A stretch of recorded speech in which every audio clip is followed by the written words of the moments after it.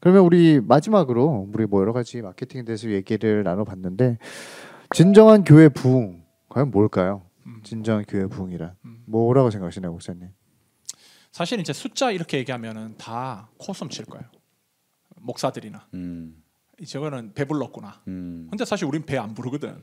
왜냐 우리는 배고파요. 배고파. 우리 배고파. 30명이 안 되잖아요. 기아 상태. 기아 상태죠. 근데 실용주의 부흥이 그러면 진짜냐? 아 이거는 알면 알수록 파고 들어가면 파고 들어갈수록 가짜다라는 생각을 지울 수 없어. 그러니까 그러면 수적인 부흥은 어떻게 우리가 이해를 해야 되나?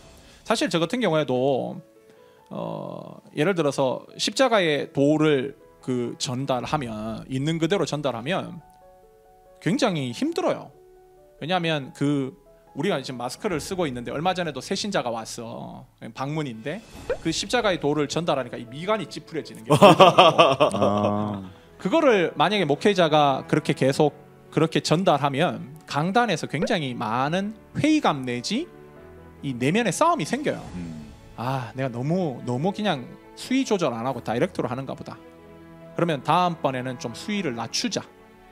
그러면서 사실 왜곡되는 거거든. 메시지 자체가. 그러니까 사역을 하면서 숫자적인 부흥은 그러면 어떻게 하나? 그건 하나님이 주시는 거죠. 하나님이 주시는 거죠.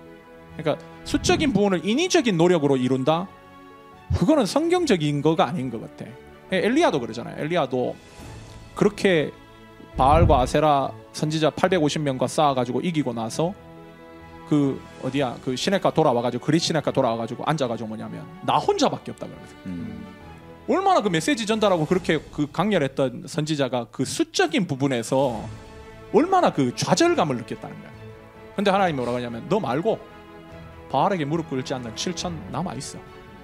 이렇게 얘기를 하신다는 거죠. 존 웨슬리 같은 경우에도 얼마 전에 저도 이제 우리 교회에서 설교했지만 그 존 웨슬리의 일기 보면 메시지 전할 때 계속 실패해요. 사람들 교회 오지 마라 그래. 어느 교회 가가지고 이제 순회 설교를 하는 거지. 가면 그 교회 가니까 존 웨슬리 일기가 그렇거든. 나 이 교회에서 설교했다. 그 교회 그 운영위원회에서 다음번에는 2번 다시 이 교회 오지 말라 그랬다. 어느 교회 갔다. 그랬더니 뭐 그 사람들이 여기 당장 설교하지 말고 이제 딴 데 가라 그랬다. 계속 쫓겨난다고. 근데 마지막에 하나님 주시는 부흥으로 말미암아 사람들이 그 메시지를 듣고 돌아간다. 또 회개한다는 거지. 그러니까 하나님이 지지하시는 부흥은 언제나 하나님의 주권과 관련이 있어. 인위적인 노력과 관련이 있지 않는 거야. 바울 같은 경우에도 그 뭐라 해야 되나 제3차 선교 여행을 하는 가운데 한 번도 부흥의 역사를 경험하지 못했지만 마지막에 부흥의 역사를 경험한 게 에베소 교회야. 사실 우리가 얘기하는 그런 거는 많은 교회가 아니에요. 진짜 작은 교회들인데 에베소 사역에서만 두란노 서원에서 했던 그 사역에서만 대박을 쳤고 그 2년 동안의 사역을 통해서 많은 교회가 세워졌는데 그것이 결국은 뭐냐 말년의 부흥의 역사를 경험한 거예요. 그렇게 본다면 하나님이 주시는 부흥을 갈망해야지 실용주의가 만들어내는 인위적인 부흥은 가짜일 가능성이 크다. 이렇게 얘기할 수 있을 거고 사실 그렇다면 이단들도 얼마든지 실용주의 마케팅 조장해가지고 사람 불리잖아요. 교회가 그거하고 따라하는 건 뭐가 다르냐는 거야. 그게 진짜 복음이 어떻게 보면은 부끄러운 것처럼 보이지만 우리가 믿는 바는 모든 믿는 자에게 구원을 주시는 하나님의 능력이라고 믿는데 그 복음은 순수하게 전달해야지 능력이 되지. 우리가 얘기하는 것처럼 저건 안 들을 거야. 저건 사람들이 싫어할 거야. 이런 거는 절대 성경적으로 바른 부흥을 갈망하는 모습이 아니다. 라는 거고 두 번째는 제가 생각할 때는 그 설교를 회복해야죠. 아까도 얘기했지만 요한복음에서 예수님 그런 게 얘기하시잖아요. 요한복음 4장 23절에 보면 하나님이 원하시는 예배는 영과 진리로 예배하는 거다. 만약에 정말 100번 양보해서 영이 감성이라고 한다면 진리는 이성이잖아요. 두 개가 같이 들어가 있어야 되는데 오늘날은 이성은 없어. 그냥 느낌, just feeling 그거면 된다. 이게 과연 예배일까? 바울도 로마서 12장 1절에서 그러므로 형제들아 내가 하나님의 모든 자비하심으로 너희를 권하노니 너희 몸을 하나님이 기뻐하시는 거룩한 산제물로 드리라. 이는 너희가 드릴 영적 예배니라. 여기 영적이라 그러니까 감성적으로 보이는데 헬라어로 보니까 로기코스야. 이성적인 예배 드리라는 거야. 바울도 이 얘기를 하는데 자꾸 우리는 이성을 계속 퇴출시키고 있다. 그러니까 바울이 골로새서에서도 2장 8절에 보면 누가 철학과 헛된 속임수로 너희를 사로잡을까 주의하라. 이것은 사람의 전통과 세상의 초등 학문을 따르며 그리스도를 따름이 아니라. 그러니까 존 메가더도 기독교를 하나의 매력적인 대안으로 자꾸 제시함으로써 사람들을 그리스도께로 유인해 와야 된다라는 것을 서포트하는 성경 구조는 그 어디에도 없다. 이렇게 얘기합니다. 그러니까 바른 메시지는 복음의 성격 자체가 본질적으로 적대적이잖아요. 세상에 대해서. 이걸 선포해야 되는 것이 메신저지. 이거를 세상 사람들이 듣기 좋게끔 포장하는 것이 복음이냐?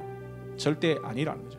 두 사람 얘기를 하고 그 대안을 마치고 싶은데, 워렌 위어스비라는 사람이 그 미국의 목회자들이 좋아하는 이 사람이에요. 위어스비라는 사람. 이분이 뭔 얘기를 했냐면, 목사들은 더 이상 염소들을 즐겁게 하는 일에 시간 낭비하지 마라. 우리는 양들을 먹이는데 부름을 받았다. 오늘날 대부분의 교회는 양들은 굶어 죽어가는데도 염소들을 먹이는 일로 꼼짝달싹을 못할 정도가 됐다. 성도들은 복음이 아닌 다른 것으로 배를 채워준다는 불량식품을 먹고 배를 채우려고 해서는 안 된다. 이 워렌 위어스비고, 찰스 벌저는 이런 얘기했어요. 사자가 공격을 받고 있다면 사자를 보호할 필요가 없다. 이게 복음인 거죠. 복음을 사자로 이제 얘기한 거야. 당신이 해야 할 일은 우리의 문을 열어 사자가 밖으로 뛰쳐나가도록 하는 것뿐이다. 타협 볼 필요가 없다는 거죠. 결국은 저도 그렇게 생각해요. 이 복음을 그대로 전하면 세상으로부터 멸시받겠죠. 누가 들으려고 하겠냐는 거예요. 그러나 복음은 그럴 때 역사가 나타나는 거거든. 그래서 우리가 복음을 부끄러워하지 않고 그렇게 모든 믿는 자에게 구원을 주시는 복음을 순수하게 전하는 교회를 하나님이 때가 되시면 부흥케 하실 것이다. 이게 믿는 것이 우리가 어떻게 보면 바른 부흥, 진정한 부흥을 갈망해야 될 방향성이지 않나. 마케팅 관련해서 이렇게 또 얘기를 나눠봤는데, 명환 형제는 뭐 마지막으로 코멘트할 게 있으시다면? 저는 뭐 반성이 사실 많이 돼요. 네. 왜냐면 저도 항상 두 가지 마음이 존재하는 것 같아요. 하나는 어떻게 우리가 교회가 좀 성장을 할 수 있을까. 그래서 제가 생각하는 거는 목사님의 네임밸류를 올려야 된다. 두 번째, 교회의 네임밸류를 올려야 된다. 이게 저희 항상 기본적인 마케팅적인 마인드가 있었는데, 결국은 제가 얘기한 우리가 같이 나눈 사람들과 별반 다르지 않다. 이거가 있었고, 또 하나의 제 마음은 이제 개척에서 나올 때 내가 그 복음의 파수꾼으로 살고 싶다, 에스겔처럼. 그래서 복음을 지키는 자로 살고 싶다. 근데 이 두 개가 너무 다르잖아요, 사실. 맞아요. 근데 나는 이걸 조합을 계속 하고 싶어. 인간적인 마음으로. 그래서 이거를 참 바르게 사는 게 어떠한 것인가, 그 밸런스를 맞추는 게 어떠한 것인가, 착한 마케팅은 뭐고 성경이 용납하지 않는 마케팅은 무엇인가, 정말 요즘 모르겠어요. 그래서 그런 거에 대해서 계속 고민하고 또 하나님한테 좀 의지해야 되지 않을까, 이런 좀 생각이 들었습니다. 목사님 뭐 마지막 코멘트 하실 게 있으신가요? 뭐 나 사실 다 얘기해가지고 뭐 특별히 또 뭐 덧붙일 건 없는데, 그냥 사실은 이걸 준비하면서 이때 동안 해왔던 사역들이 나도 많이 생각이 들었어요. 그러니까 그 제자 훈련 관련된 기획안을 냈을 때 다 차인 거, 이런 생각들도 많이 들고, 그리고 이제 그런 마케팅적인, 그러니까 비즈니스적인 마인드를 가지고 있는 사역자들이 인정받았던 그런 모습들도 굉장히 많이 떠오르고, 그렇게 봤을 때 이 시대에 진짜 복음 하나만으로 승부를 보는, 모두가 복음주의라 그러지만, 뭐 신복음주의라고까지 불러서 자기들이 복음주의라 그러지만, 하나님이 원하시는 것이 진짜 뭘까? 단순하게 사람 많아지는 걸까? 아니면 뭐 정말 많은 사람들이 교회에 앉아 있는 걸까? 이런 어떤 여러 가지 또 생각이 들고, 또 개인적으로도 사실 우리도 사실 마케팅 많이 했잖아요. 사실은 마케팅 많이 하고, 근데 참 어리석은 마케팅을 했다 우리는. 사람들 불러놓고 그 다음 주 예배 오면 십자가에 돌을 치고 진짜 어리석은 마케팅을 한 거지. 그러면서도 왜 안 남나, 왜 안 앉아 있나, 왜 교회를 떠날까, 이 고민을 하고 있는 걸로 어떻게 보면 말도 안 되는 고민을 하고 있었던 거죠. 그래서 사실 요즘 사람들이 원하는 것이 아닌데, 그러나 그것이 하나님이 원하시는 것이라는 것을 분명히 알았다면 정말 이 길을 끝까지 걷고 싶다.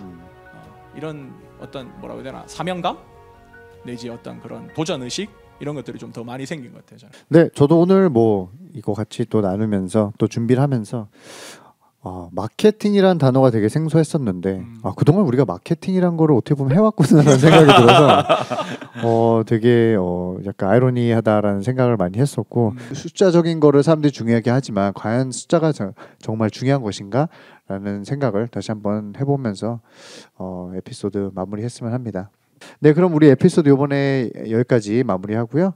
우리 듣다 보면 들을만하고, 듣다 보면 재밌어지는, 듣다 보면 다음에는 더 재밌는 얘기를 가지고 다시 찾아오도록 하겠습니다. 그럼 잘 지내시고요. 다음 기회에 또 뵙겠습니다. 안녕히 계세요.